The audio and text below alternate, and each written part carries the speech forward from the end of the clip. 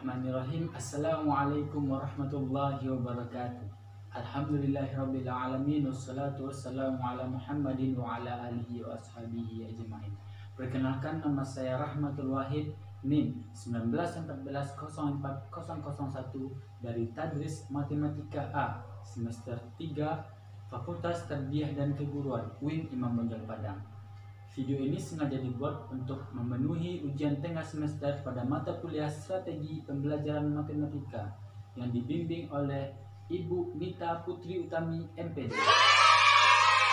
Nah, pada video kali ini saya akan membahas tentang strategi pembelajaran matematika yang terbagi atas 4 komponen, yaitu komponen yang pertama, apa itu strategi pembelajaran, kemudian komponen-komponen menyusun strategi pembelajaran, dan yang ketiga yaitu hubungan antara strategi, metode, pendekatan, dan teknik pembelajaran. Nah, pada bagian keduanya saya akan membahas tentang aliran-aliran psikologi dalam pembelajaran yang terbagi juga atas 2 bagian.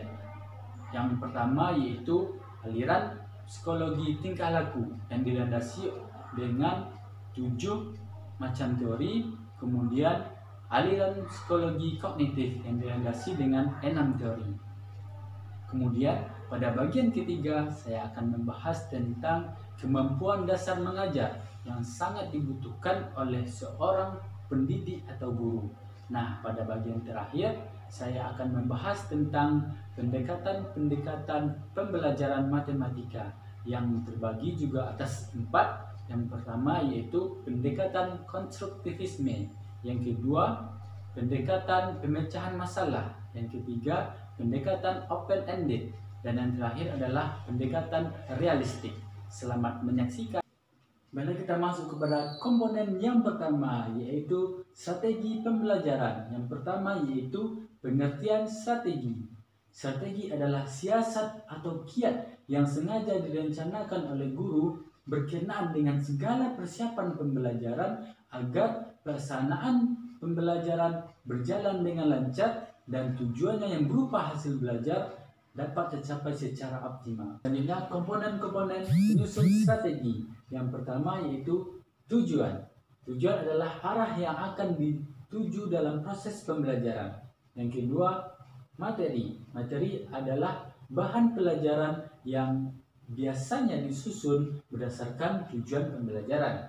Yang ketiga yaitu metode. Metode yaitu cara menyajikan materi yang masih bersifat umum. Contohnya metode ceramah, metode diskusi, metode tanya jawab, dan lain-lain.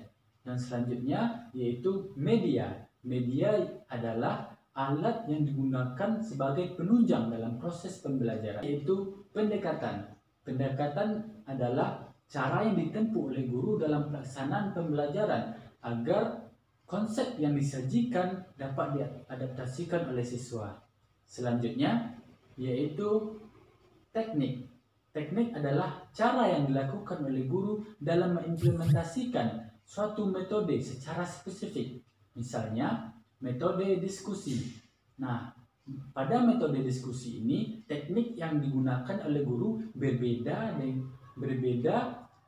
disajikan kepada siswa yang tergolong aktif dan siswa yang tergolong tidak aktif atau pasif. Jadi beda teknik yang akan digunakan oleh guru terhadap siswa tersebut.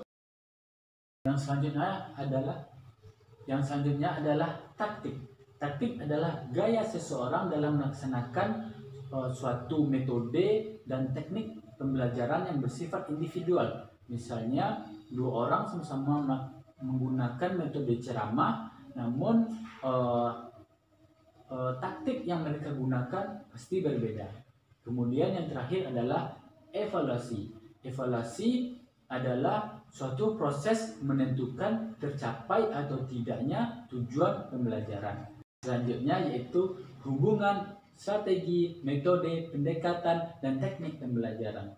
Apabila strategi, metode, pendekatan, teknik, bahkan taktik pembelajaran sudah terangkai menjadi satu kesatuan yang utuh, maka disebut dengan model pembelajaran.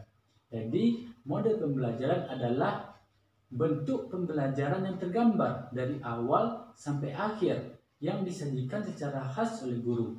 Dengan kata lain, model pembelajaran merupakan bungkus atau bingkai yang tergambar antara metode, strategi, pendekatan, dan teknik pembelajaran. Bila kita masuk pada bagian kedua. Pada bagian kedua ini kita akan membahas tentang aliran-aliran psikologi dalam pembelajaran. Nah, yang pertama yaitu aliran psikologi tingkah laku.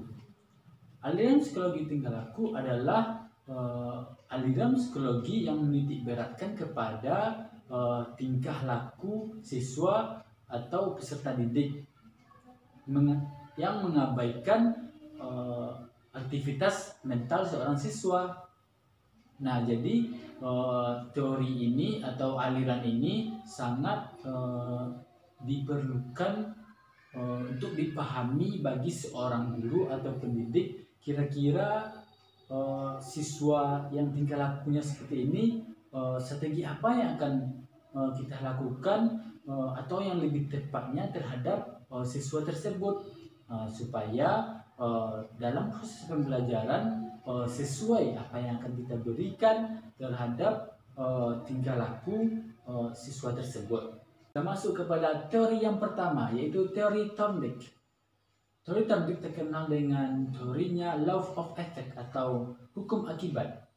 Menurut dia, proses belajar merupakan hubungan antara stimulus atau rangsangan terhadap respon, yang mengatakan bahwa belajar akan lebih berhasil ketika suatu stimulus dapat direspon oleh siswa dengan diikuti rasa puas atau rasa senang. Maksudnya gimana? Ketika siswa telah melaksanakan tugasnya atau menyelesaikan tugasnya dengan baik, kemudian guru memberikan suatu pujian yang sewajarnya sehingga membuat siswa itu senang atau puas terhadap apa yang dilakukannya, sehingga pada pembelajaran selanjutnya siswa akan lebih bersemangat lagi dalam mengerjakan tugas-tugas tersebut. Nah, implementasinya apa? Ketika proses ini terus berlanjut, maka siswa akan memperoleh kesuksesan yang lebih tinggi lagi. Contohnya, ketika pada pembelajaran perkalian 2 matrik, siswa dapat melaksanakan tugasnya, dapat menyelesaikan tugasnya dengan baik, kemudian diberikan suatu respon oleh guru atau stimulus yang membuat siswa itu senang, seperti senyuman atau kata-kata hebat, membuat siswa itu senang, maka pada pembelajaran selanjutnya perkalian 3 matriks misalnya, siswa akan lebih bersemangat lagi dalam melaksanakan atau menyelesaikan tugas tersebut. Nah, ini sangat sangat berguna bagi guru dalam proses pembelajaran tersebut. Nah, bisa kita gunakan cara ini supaya siswa dapat mengembangkan dirinya, dapat terpacu lagi dalam proses pembelajaran selanjutnya. Selanjutnya yaitu teori Skinner. Dalam teorinya, Skinner mengungkapkan bahwa pentingnya ganjaran dan penguatan dalam pembelajaran. Ganjaran merupakan suatu respon yang menggembirakan dan merupakan tingkah laku yang bersifat sensitif, sedangkan penguatan adalah sesuatu yang mengakibatkan meningkatnya suatu respon dan biasanya lebih mengarah kepada hal-hal yang dapat diukur dan diamati. Contohnya, ketika mengadakan ujian atau tes, kemudian respon sang siswa itu baik, dia belajar terus mengerjakan soal-soal itu dengan sungguh-sungguh dan hasilnya baik, maka guru memberikan aplaus atau memberikan respon yang baik seperti kata-kata bagus dan memberikan penguatan seperti kata-kata pertahankan prestasimu, maka siswa tersebut akan memberikan respon positif terhadap dirinya sehingga dia berusaha mempertahankan prestasinya, bahkan meningkatkan prestasinya. Sedangkan bagi siswa yang responnya kurang baik, ketika belajar dia tidak memperhatikan, ketika latihan dia tidak mengerjakan, maka guru harus memberikan penguatan negatif seperti teguran, sanksi yang bersifat edukatif supaya hal tersebut tidak dapat diulanginya lagi. Nah, pada teori Skinner ini bisa diterapkan oleh guru dalam proses belajar mengajar karena itu sangat berhubungan langsung interaksi kita terhadap siswa. Ketika siswa responnya baik, terus kita berikan ganjaran terhadapnya agar responnya itu meningkat. Kita berikan penguatan agar responnya itu tetap dipertahankannya, bahkan meningkat. Nah, sedangkan ketika ada siswa yang kurang baik responnya, maka guru wajib memberikan penguatan negatif terhadap dirinya, yaitu sangat diperlukan bagi seorang guru dan juga pada pembelajaran matematika tentunya sangat dibutuhkan untuk mengaplikasikan teori ini. Selanjutnya, teori Ausubel. Di dalam teorinya, Ausubel mengungkapkan bahwa pentingnya belajar bermakna dan pengulangan sebelum belajar. Belajar bermakna maksudnya siswa dituntut untuk memahami konsep-konsep dalam pembelajaran tersebut dan guru tinggal mengarahkannya. Contohnya apa? Ketika belajar rumus Pitagoras berhubungan dengan segitiga siku-siku, maka siswa bukan menghafal rumusnya C kuadrat sama dengan A kuadrat tambah B kuadrat, bukan begitu. Tapi siswa memahami konsepnya. Konsepnya apa? Sisi miring dikuadratkan sama dengan sisi depannya dikuadratkan ditambah sisi sampingnya dikuadratkan. Itu konsep Pitagorasnya. Kemudian pentingnya pengulangan sebelum belajar, maksudnya sebelum pembelajaran dimulai, maka siswa mengulang pelajaran yang terdahulu agar ketika belajar yang sekarang dapat nyambung terhadap pembelajaran yang terdahulu. Nah, itulah teori Ausubel. Nah, bagi kita sebagai seorang pendidik atau seorang guru, maka hal ini harus kita lakukan, lebih-lebih sekarang memakai K13 yang menganjurkan sekali pada pembelajaran bermakna. Bukan kita mengasih atau suruh menghafal rumus-rumus, namun konsep itu yang ditanamkan kepada siswa. Siswa mencari konsep sendiri dan kita mengarahkan kepada konsepnya yang benar. Nah, juga pengulangan sebelum belajarnya. Kita juga bisa memberikan PR atau kuis sebelum belajar. Nah, itu bisa membantu agar siswa dapat mengulang pembelajarannya sebelum pembelajaran yang akan datang dimulai. Selanjutnya yaitu teori Jens. Di dalam teorinya, Jens membedakan antara objek langsung dan objek tidak langsung. Yang mana objek langsung itu seperti konsep, aturan, keterampilan, dan lain-lain. Kemudian objek tak langsung seperti kemampuan memecahkan masalah, kemampuan menyelidiki, dan lain-lain sebagainya.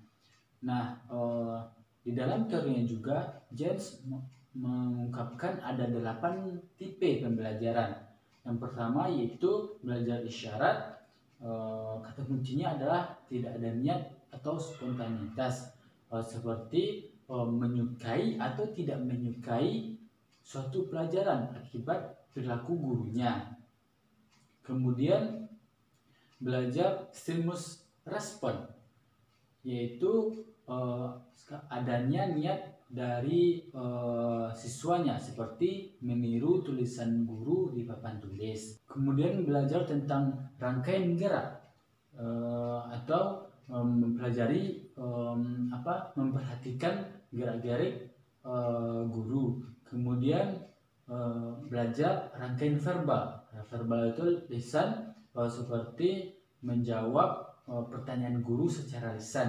Kemudian belajar pembentukan konsep dalam pembelajaran, belajar pembentukan aturan atau rumus dalam pembelajaran. Kemudian yang terakhir adalah belajar memecahkan masalah.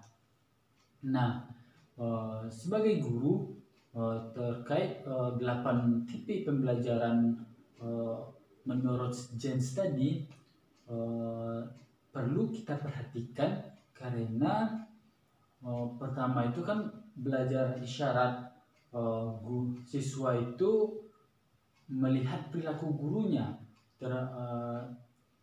agar melihat perilaku gurunya yang berdampak kepada suka atau tidak sukanya siswa itu terhadap mata pelajaran yang kita ajarkan.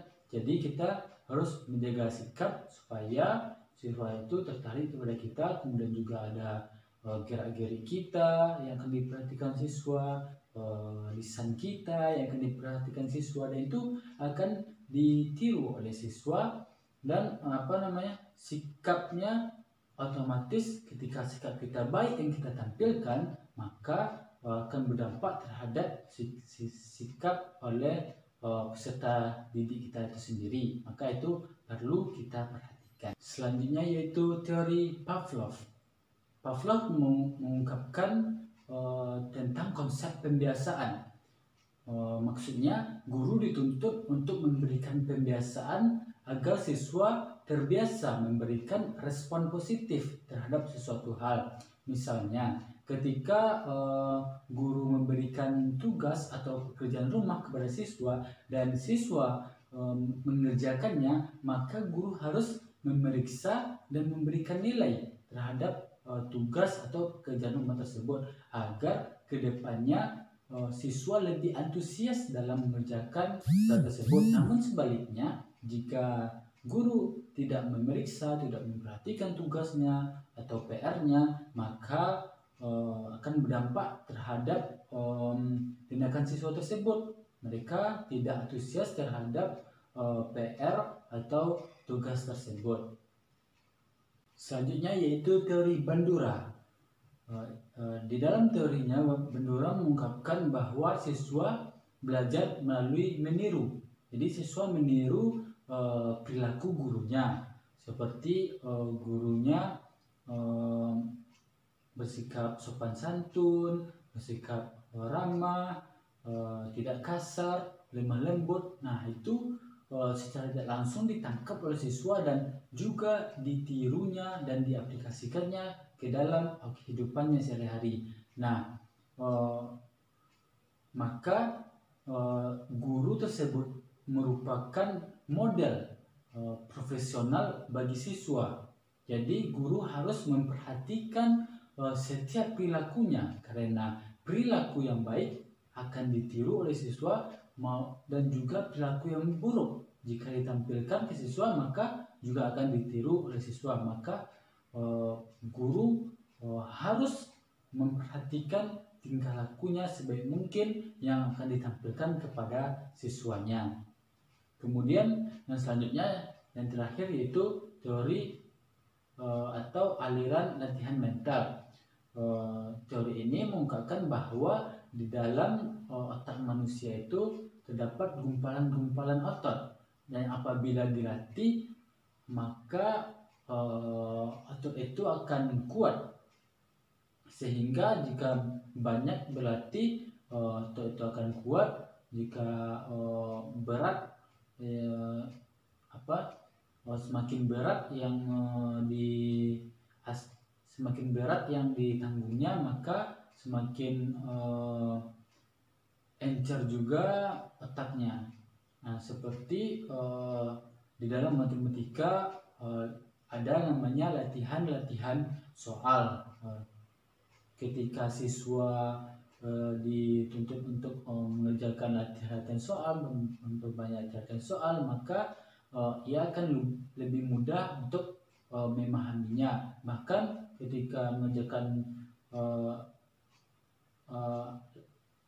soal yang sulit, terbiasa mengerjakan soal yang sulit, maka akan lebih mudah pada soal-soal berikutnya. Nah, di sini guru dituntut untuk memberikan banyak latihan kepada siswa agar mudah dalam memahami suatu konsep pembelajaran. Nah, itulah teori-teori yang melandasi aliran psikologi tingkah laku. Nah, yang perlu ditekankan kembali bahwa aliran psikologi tingkah laku ini menitikberatkan kepada perilaku atau tindakan. Nah, diharapkan setelah kita terapkan teori-teori ini, tindakan siswa tersebut meningkat kepada hal yang lebih baik dan menghilangkan tindakan atau respon negatif. Nah, itu perlu kita terapkan, walaupun tidak secara keseluruhan bisa kita terapkan dalam suatu pertemuan, suatu pembelajaran di dalam kelas atau di media secara virtual lainnya. Namun setidaknya ada beberapa teori yang bisa kita terapkan dalam situasi dan kondisi tertentu. Selanjutnya kita masuk kepada aliran psikologi kognitif. Nah, aliran psikologi kognitif yaitu aliran psikologi yang menitikberatkan kepada perkembangan pemahaman atau mental siswa itu sendiri. Nah, berbeda dengan aliran psikologi tingkah laku tadi atau behavioristik tadi yang menunjukkan kepada tingkah laku siswa. Nah, pada aliran psikologi kognitif ini sangat diperlukan oleh seorang guru ketika melakukan proses pembelajaran, karena dalam merencanakan pembelajaran, dalam melakukan strategi pembelajaran, maka guru harus memahami perkembangan kognitif dari siswa tersebut, sehingga ketika kita mengimplementasikan suatu strategi, maka harus sesuai dengan pola perkembangan siswa. Jangan pelajaran SMA mungkin kita ajarkan kepada pelajaran SD, itu sangat tidak dapat diterima oleh kognitif oleh siswa itu sendiri. Maka perlu diperhatikan, perlu dipahami psikologi kognitif siswa tersebut agar tidak salah dalam memilih strategi yang tepat terhadap suatu pembelajaran. Nah, yang pertama dari aliran psikologi kognitif ini, teori yang pertama yaitu teori Piaget. Yang Piaget mengungkapkan teorinya bahwa tahapan perkembangan, bahwa dalam proses pembelajaran itu harus memperhatikan tahapan perkembangan. Yang pertama yaitu tahap sensori motorik, yang mana terjadi pada usia 0 sampai 2 tahun. Yang sang anak itu atau sang bayi tersebut dapat menerima stimulus dari jasmani atau alat indera. Kemudian tahapan yang kedua yaitu tahapan praoperasional, yaitu terjadi pada anak sekitar 2 sampai 7 tahun. Nah, ketika ini anak hanya memahami suatu hal sesuai dengan logika pikirannya sendiri atau secara logis. Misalnya ketika disuguhkan suatu objek yang berbeda, maka ia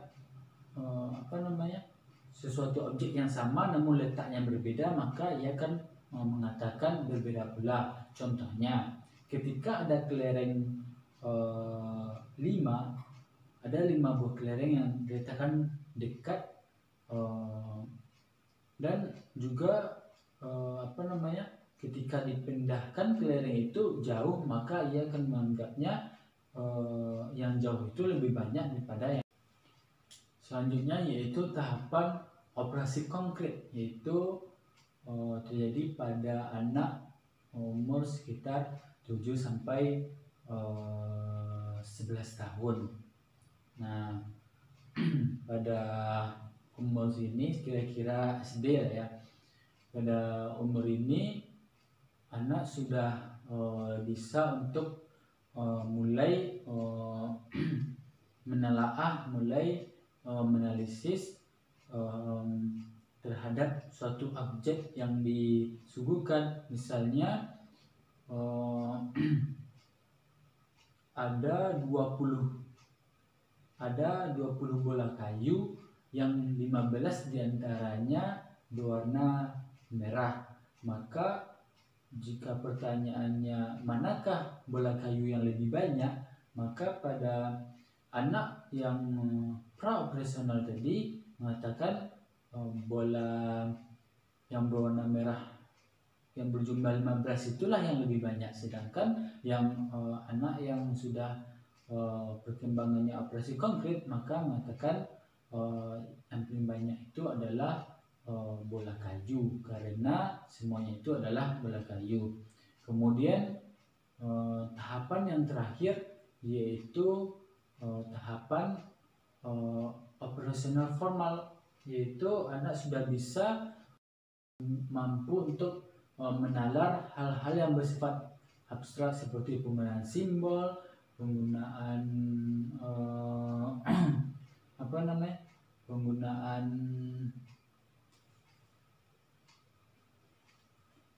penggunaan ide atau generalisasi. Nah, implementasinya bagi kita sebagai seorang guru, kita tidak akan membahas tahapan yang dua di atas, ya, tahapan sensori motorik dan tahapan praoperasional. Namun kita akan membahas tentang operasi konkret dan operasi formal, yang mana terjadi ketika SD dan juga SMP dan ke atas, ya.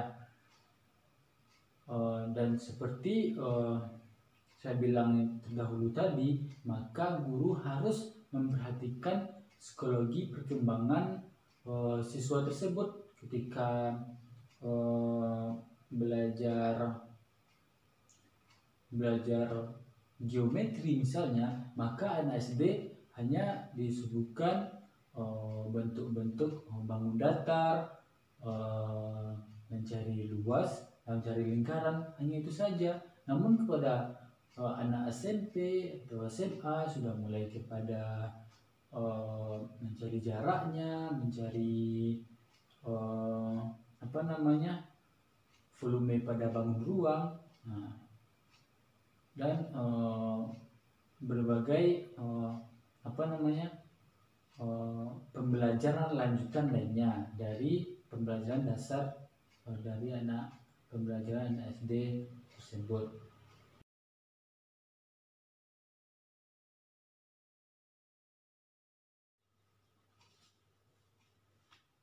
Baiklah, teori selanjutnya yaitu teori Browner. Di dalam teorinya mengungkapkan bahwa proses pembelajaran harus mengutamakan pengertian konsep dalam pokok-pokok bahasan dengan memperhatikan tahapan-tahapan proses pembelajaran. Yang pertama yaitu tahapan enaktif, yaitu siswa dapat memanipulasi atau mengotak-atik objek secara langsung. Contohnya dalam pembelajaran operasi perjumlahan, siswa diberikan 5 pena, yang mana penjumlahannya itu 2 ditambah 3 pena, hasilnya 5. Jadi pena itu dihadirkan secara langsung kepada siswa. Kemudian tahapan yang kedua yaitu tahapan ikonik, yang merupakan gambaran dari objek-objek yang telah dimanipulasi. Contohnya pada penjumlahan tadi, pena itu digambar dalam bentuk gambar gitu. Jadi penjumlahannya itu di penanya itu digambar, maka 2 ditambah 3 pena itu 5 dalam bentuk gambar. Kemudian yang terakhir yaitu tahapan simbolik. Nah, pada tahapan simbolik ini telah menggunakan simbol-simbol dari simbol-simbol dari penjumlahan di atas. Contohnya pada penjumlahan tadi pena itu 2 pena dan 3 pena itu terganti dengan angka 2 ditambah 3 sama dengan 5. Nah, itulah hasil atau isi dari teori Browner. Nah, itu perlu kita perhatikan bahwa bahwa pada tingkatan dasar atau tingkatan anak-anak yang masih lebih paham terhadap benda-benda konkret yang secara langsung mereka jumlahkan. Nah, kemudian pada tahapan selanjutnya bisa menggunakan media gambar. Kemudian tahapan terakhirnya yaitu menggunakan simbol-simbol matematika itu sendiri. Nah, selanjutnya tahapan Gestalt. Isi teori Gestalt ini yaitu yang pertama, penyajian konsep harus mengutamakan pengertian. Nah, yang kedua yaitu proses pembelajaran harus memperhatikan kesiapan intelektual siswa. Kemudian yang terakhir yaitu sebelum proses belajar dimulai harus mengatur suasana kelas agar siap dalam pembelajaran. Nah, pada teori ini perlu juga kita perhatikan bahwa kita sebagai guru harus yang pertama mengutamakan pengertian dari konsep-konsep itu. Jadi tidak hanya sekedar konsep saja, harus apa sih sebenarnya maksudnya dari konsep ini gitu. Kemudian yang kedua memperhatikan atau siap enggak siswa ini ketika kita memberikan materi ini, siap enggak mereka itu menerima, atau bisa enggak kira-kira itu mereka itu menerima materi kita. Nah, yang terakhir perlu diperhatikan bagi seorang guru yaitu mengatur suasana belajar ini agar siswa itu nyaman, tenang, dan siap untuk menerima pelajaran. Nah, teori selanjutnya yaitu teori Browner. Di dalam teorinya Browner mengungkapkan bahwa belajar harus belajar bermakna dan belajar pengertian. Maksudnya belajar bermakna ini siswa menemukan sendiri konsep-konsep dari pokok-pokok bahasan tersebut. Misalnya seperti belajar teorema Pythagoras, jadi siswa itu tidak menghafal rumus C kuadrat ditambah A kuadrat tambah B kuadrat, namun sisinya itu yang memahami konsep sisinya itu, bahwa sisi miring dikuadratkan sama dengan sisi depan kuadrat tambah sisi samping kuadratkan. Itu memahami konsep, itulah yang disebut dengan belajar bermakna. Kemudian setelah itu, setelah memahami konsep itu, harus mengutamakan pemahaman atau pengertian. Nah, itulah belajar pengertian. Jadi tidak hanya konsep saja, paham nggak kira-kira siswa ini dengan konsep kayak gini gitu. Nah, itulah teori yang dikemukakan oleh Bronner. Nah, mungkin ada persamaan atau kemiripan pada teori-teori sebelumnya, namun setelah itu Bronner mengatakan perlunya latihan atau drill terhadap konsep-konsep yang telah siswa pelajari. Nah, ini juga perlu kita perhatikan sebagai seorang guru, bahwa dalam mengajarkan suatu mata pelajaran atau materi pelajaran harus belajar bermakna. Jadi kita saling membangun konsep-konsep itu bersama siswa, sehingga siswa dapat memahami sendiri konsep dari materi yang kita sampaikan tersebut. Selanjutnya, teori Janes. Di dalam teorinya ia mengungkapkan bahwa di dalam proses pembelajaran harus mementingkan pembentukan struktur mental pada peserta didik tersebut. Nah, pada teori ini yang mengaplikasikan dalam bentuk permainan-permainan dalam membentuk struktur mental. Yang pertama yaitu permainan bebas atau free play. Yang kedua yaitu permainan yang dengan menggunakan aturan atau games. Yang ketiga yaitu permainan dengan kesamaan sifat. Nah, yang selanjutnya yaitu permainan representatif. Nah, di keempat ini contohnya ketika dalam permainan berlogik, maka pada permainan bebas itu siswa mengenal apa benda-benda yang akan dimanipulasinya. Kemudian pada selanjutnya permainan penuh aturan, jadi aturan dalam permainan ini apa. Kemudian selanjutnya tahapan kesamaan sifat, jadi benda-benda ini apa sifatnya yang apa kesamaan sifatnya satu sama lain. Kemudian presentatif itu mengurutkan sifat yang sama, mengurutkan sifat yang sama antara benda satu dengan benda lainnya. Kemudian pada permainan selanjutnya yaitu permainan dengan menggunakan simbolisasi matematika. Kemudian yang terakhir yaitu permainan formalisasi. Contohnya ketika membuktikan suatu teorema, jadi menggunakan formula atau rumus-rumus atau aturan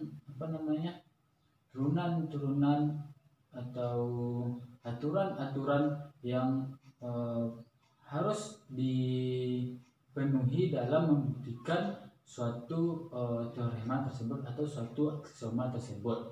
Nah, ini juga perlu mungkin bisa diaplikasikan bagi kita sebagai seorang guru, bahwa dalam pembelajaran itu tidak hanya di formalitas saja, namun juga harus menggunakan permainan-permainan agar siswa lebih nyaman, tenang, dan santai dalam proses pembelajaran tersebut, sehingga mereka lebih mudah untuk memahami apa yang kita sampaikan. Nah, selanjutnya yaitu teori Van Hill. Nah, Van Hill ini merupakan guru geometri. Nah, jadi dalam teorinya ia mengungkapkan bahwa bagaimana cara untuk memahami geometri itu dengan mudah dengan melalui 5 tahapan. Yang pertama yaitu tahapan pengenalan atau tahapan visualisasi. Nah, di dalam tahapan visualisasi ini siswa mengenal objek geometri tersebut seperti mengenal bentuk kubus, balok, persegi panjang dan lain-lain. Kemudian tahapan yang kedua yaitu tahapan analisis, yaitu siswa telah bisa menganalisis sifat-sifat dari objek geometri tersebut. Misalnya pada persegi panjang, siswa telah bisa memahami bahwa salah satu sifat persegi panjang itu dua sisi yang berhadapan memiliki dua sisi yang berhadapan dan sama panjang. Kemudian yang ketiga yaitu tahapan pengurutan atau dedukasi informal. Nah, pada tahapan ini siswa telah mulai untuk menyimpulkan apa yang mereka lihat, seperti menyimpulkan bahwa bujur sangkar itu adalah jajar genjang, layang-layang itu adalah belah ketupat. Nah, kemudian tahapan selanjutnya yaitu tahapan dedukasi. Nah, pada tahapan ini siswa telah mampu untuk menyimpulkan, itu telah mengetahui inilah dalil atau aturan dari objek geometri tadi. Nah, itu digunakan nanti untuk pada pembuktian aksioma. Kemudian yang terakhir yaitu tahapan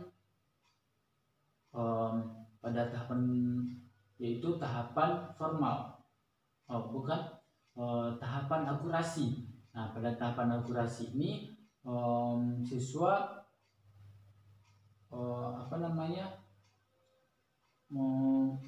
memahami bahwa pentingnya aturan-aturan atau dalil yang kita gunakan dalam pembuktian aksioma tertentu. Nah, ini perlu diperhatikan juga bagi kita seorang guru, khususnya dalam mengajarkan mata pelajaran geometri. Ada tahapan-tahapan yang disusun oleh Van Hiel tadi untuk memudahkan kita dalam mengajarkan geometri. Mulai dari tahapan visualisasi tadi, kita suruh siswa kita melihat objek geometri tersebut secara langsung, kemudian tahapan analisis, menganalisis bentuk geometrinya, kemudian tahapan mengurutkan, yaitu mengurutkan sifat-sifat yang sama, aturan-aturan yang sama, kemudian tahapan dedukasi tadi, itu sudah mulai menyimpulkan bahwa ini ada dalilnya, ini dalilnya digunakan untuk pembuktian nantinya. Nah, yang terakhir itu tahapan akurasi, bahwa pentingnya dalil yang ditemukan tadi atau aturan yang ditemukan tadi untuk membuktikan suatu dalil, maka perlunya aturan-aturan tertentu dalam pembuktian aksioma tersebut. Baiklah, kita masuk kepada bagian ketiga, yaitu kemampuan dasar mengajar. Kemampuan dasar mengajar adalah kemampuan yang bersifat dasar atau umum yang harus dikuasai oleh seorang guru atau seorang pendidik terlepas dari tingkat kelas atau program studi yang diajarkan. Nah, setidaknya ada 8 kemampuan dasar yang harus dikuasai oleh guru. Yang pertama yaitu kemampuan dalam membuka dan menutup pembelajaran. Nah, contohnya dalam membuka pembelajaran ini, guru membuka pembelajaran itu dengan menghubungkan pembelajaran yang sebelumnya dengan pembelajaran yang akan dipelajari oleh siswa. Nah, selanjutnya yaitu kemampuan menutup pembelajaran itu, maksudnya sebelum menutup pembelajaran itu guru dapat menyimpulkan atau merangkum yang telah dipelajari dalam pembelajaran tersebut, agar siswa dapat mengetahui pokok-pokok apa saja yang mereka pelajari pada pembelajaran tersebut. Nah, kemudian kemampuan dasar selanjutnya yaitu kemampuan dasar bertanya. Nah, kemampuan dasar bertanya ini diperlukan bagi kita seorang pendidik atau seorang guru supaya ketika dalam proses pembelajaran, ketika ada anak yang lengah terhadap pembelajaran bisa langsung connect terhadap apa yang kita bicarakan melalui bertanya tadi, sehingga mereka memberikan respon gitu, dan juga memberikan terapi kepada siswa lainnya. Oh, ternyata gurunya bertanya, maka mereka lebih memperhatikan lagi pembelajarannya. Kemudian kemampuan selanjutnya yaitu kemampuan dalam memberikan penguatan. Nah, dalam memberikan penguatan ini terdapat dua cara, yaitu secara verbal, yaitu secara lisan, guru memberikan penjelasan, berikan penguatan secara lisan terhadap pembelajaran tersebut.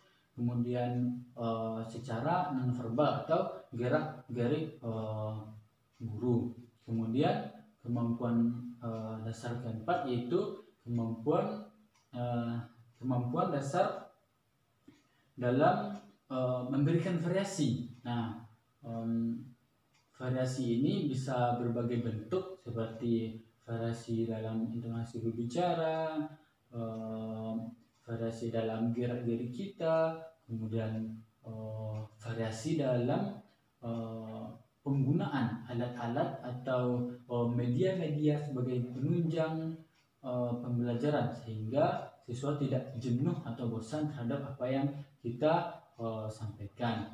Kemudian keterampilan selanjutnya yaitu keterampilan dalam menjelaskan. Nah, ini juga perlu dikuasai oleh guru agar konsep yang diajarkan atau pelajaran yang diajarkan itu benar-benar jelas sampai kepemahaman siswa.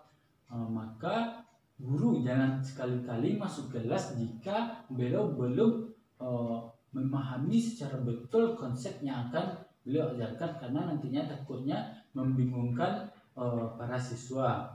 Nah, kemudian keterampilan selanjutnya yaitu keterampilan membimbing diskusi kelompok. Nah, kemampuan ini perlu dikuasai oleh guru, terlebih pada saat sekarang ini menggunakan kurikulum 2013 yang banyak menggunakan diskusi-diskusi. Nah, guru harus bisa mengelola diskusi itu, membimbing diskusi itu agar diskusi itu dapat berjalan dengan baik, dapat bermakna, sehingga apa yang didiskusikan dapat dipahami oleh siswa dengan baik. Kemudian keterampilan atau kemampuan selanjutnya yaitu kemampuan dalam mengelola kelas. Nah, kemampuan mengelola kelas ini maksudnya bagaimana seorang guru dapat menjaga situasi, kondisi pada proses pembelajaran dapat berjalan secara optimal dan secara efisien. Nah, agar siswa itu dapat tenang, nyaman dalam proses pembelajaran. Nah, kemampuan selanjutnya yaitu kemampuan dalam mengajak kelompok kecil atau perorangan. Nah, dalam kelompok kecil itu atau perorangan, guru lebih fokus kepada siswanya. Jadi ketika belajar bersama, guru lebih banyak memperhatikan siswa, namun ketika belajar kelompok kecil atau perorangan, guru lebih memperhatikan siswa-siswanya, sehingga guru mengetahui apa yang sebenarnya menjadi kendala bagi seorang siswa tersebut, dan guru bisa mengajarkannya sesuai supaya dapat dipahami pelajaran itu dengan baik. Baik, kita masuk kepada bagian keempat atau bagian terakhir, yaitu membicarakan tentang pendekatan-pendekatan pada pembelajaran matematika. Nah, pada penjelasan sebelumnya telah dijelaskan bahwa pendekatan itu adalah cara yang dilakukan oleh guru dalam pelaksanaan proses pembelajaran agar apa yang disajikan oleh guru dapat diadaptasikan oleh siswa. Maksudnya ketika dalam proses pembelajaran perlu dilakukan kira-kira pendekatan apa yang mengantarkan pemahaman kepada siswa. Nah, itu diperlukan pendekatan-pendekatan tersebut. khususnya terhadap pembelajaran matematika. Setidaknya ada 4 yang akan saya jelaskan. Yang pertama yaitu pendekatan konstruktivisme. Pendekatan konstruktivisme merupakan proses pembelajaran yang menerangkan bahwa pengetahuan itu dapat disusun dan dibangun dalam pemikiran siswa.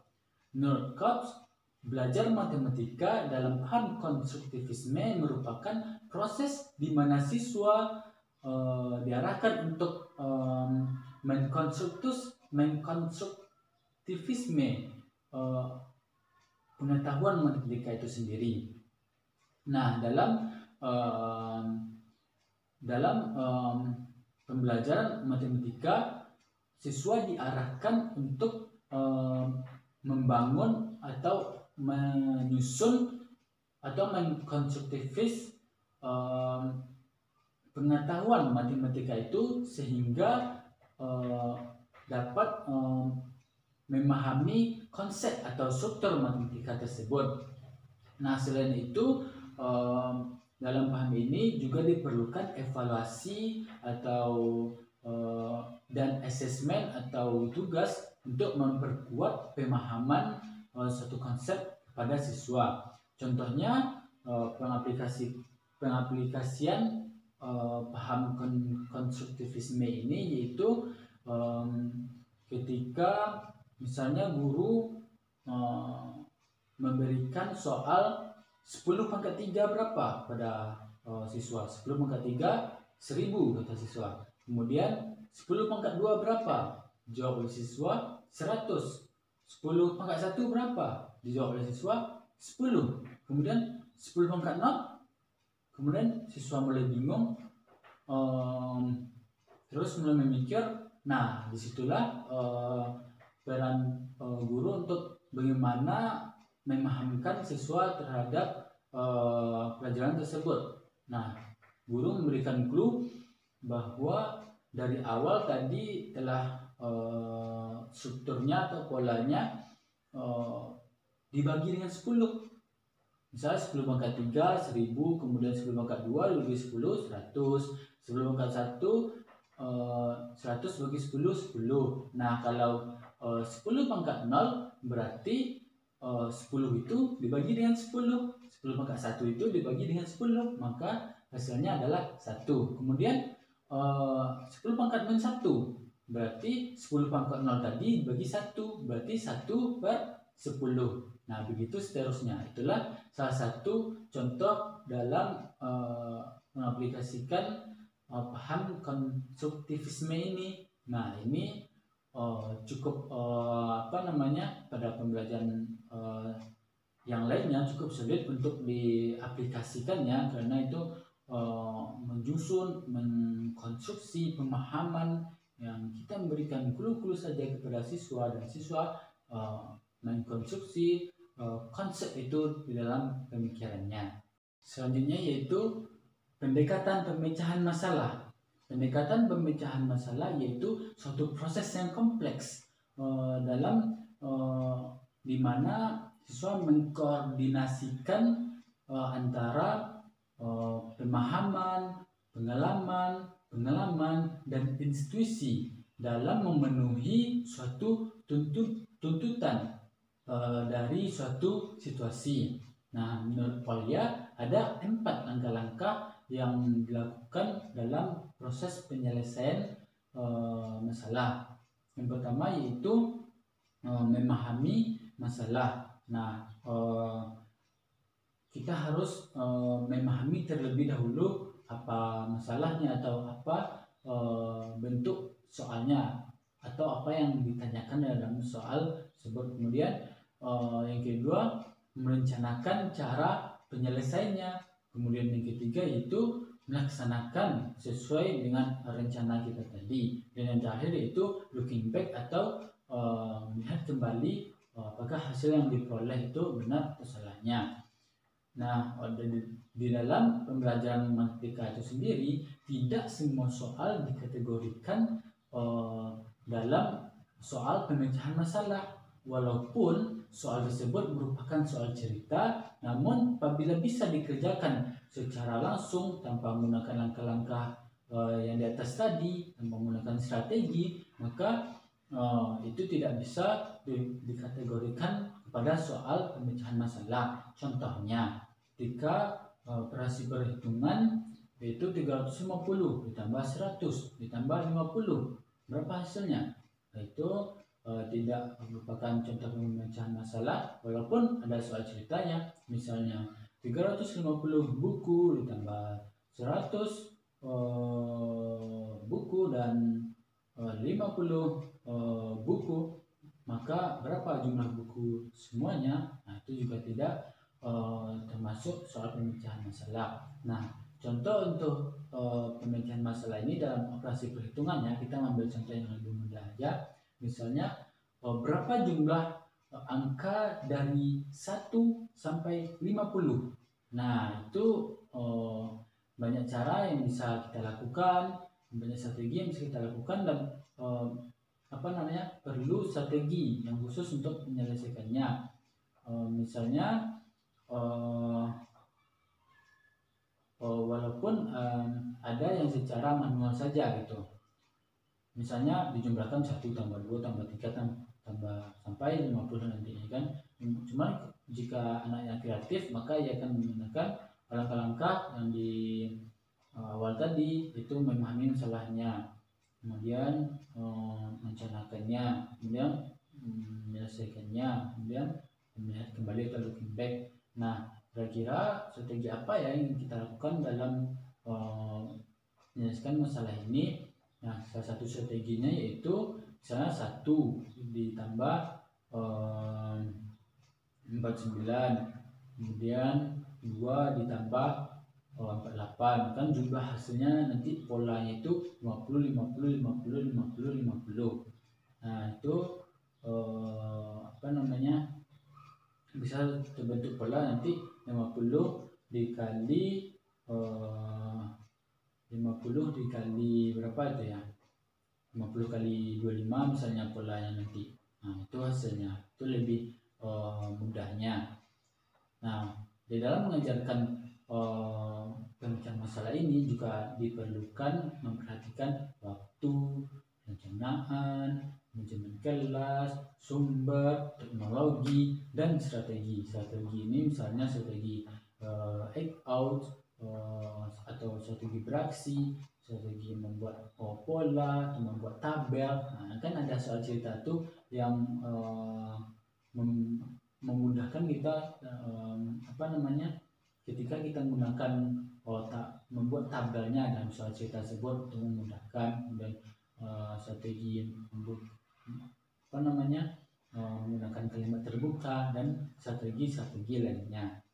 Selanjutnya, pendekatan open-ended, yaitu pendekatan terhadap suatu masalah terbuka yang belum pasti jawabannya atau banyak cara dalam penyelesaiannya, dengan memberikan kebebasan kepada individu untuk mengembangkan berbagai cara dalam penyelesaian masalah atau soal tersebut. Nah, tujuannya tidak lain tidak bukan adalah untuk mengembangkan kreativitas dan pola pikir siswa dalam penyelesaian soal matematika tersebut. Nah, sebagai contoh, misalnya ada seekor kerbau yang beratnya 360 kg. Nah, berapa ekor kambing? Berapa ekor kambingkah kira-kira untuk mengimbangi berat badan kerbau ini? Nah, di dalam penyelesaiannya terdapat banyak cara ya dalam menyelesaikannya. Saya berikan 2 contoh saja dalam penyelesaiannya. Satu contohnya yaitu dengan memisalkan bahwa kambing itu beratnya 30 kg, berarti 30 tambah 30 tambah 30 sampai 12 kambingnya, maka 360. Berarti kambing yang dibutuhkan untuk mengimbanginya adalah 12 ekor kambing. Kemudian cara yang kedua yaitu dengan masih memisalkan kambing itu beratnya 30, namun caranya 300 dibagi 30 sama dengan 12. Nah, jadi hasilnya tetap 12 ekor kambing. Nah, itu salah satu atau dua cara menyelesaikan itu, namun hasilnya tetap sama. Itu tergantung pola kreativitas siswa itu sendiri.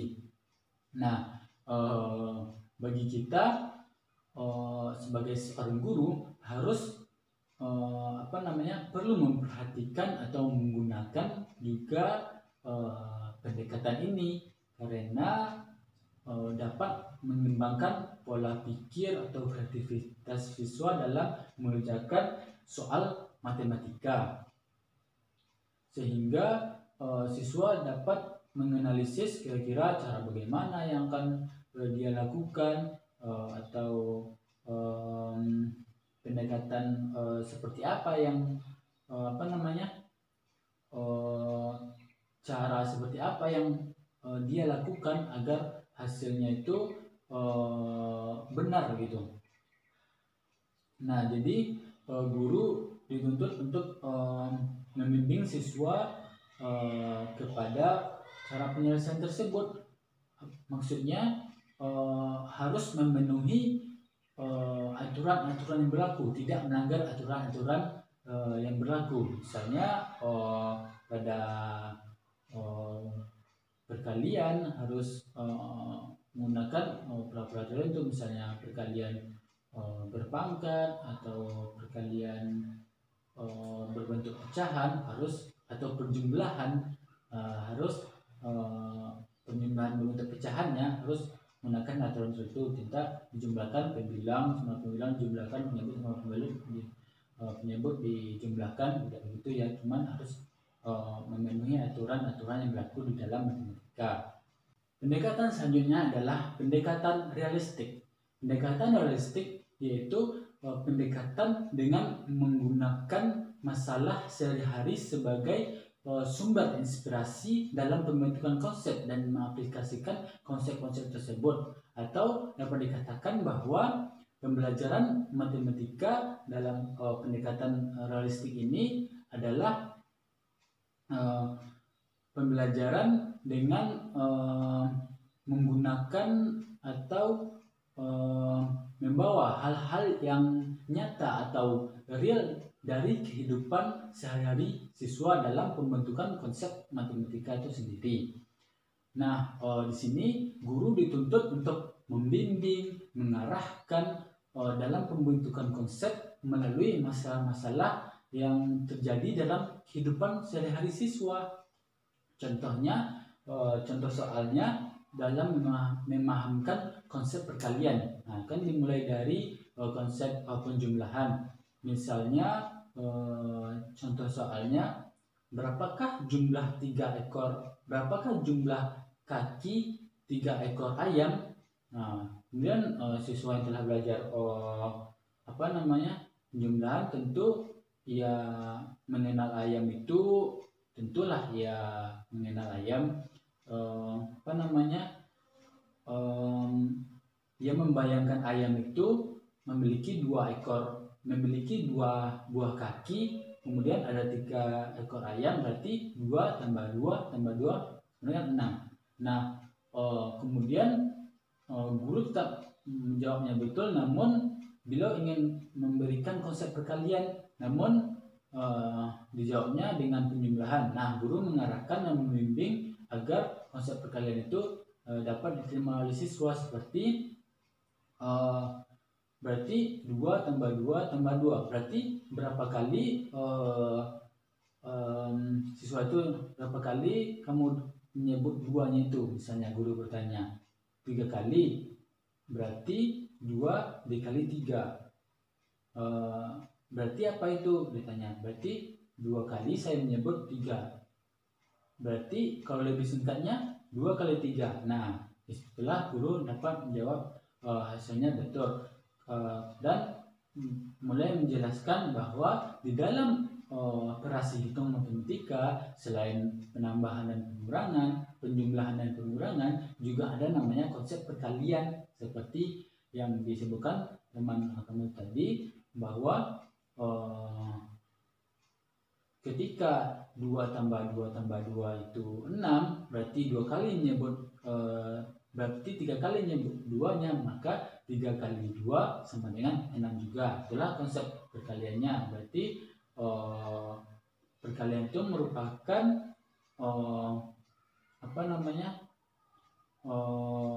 pola dalam penjumlahan itu sendiri. Nah, itulah pendekatan realistik. Nah, itulah penjabaran dari saya. Mudah-mudahan apa yang saya sampaikan dapat bermanfaat. Mohon maaf atas segala kekurangan dan terima kasih atas segala perhatian. Wabillahi taufiq wal hidayah. Wassalamualaikum warahmatullahi wabarakatuh.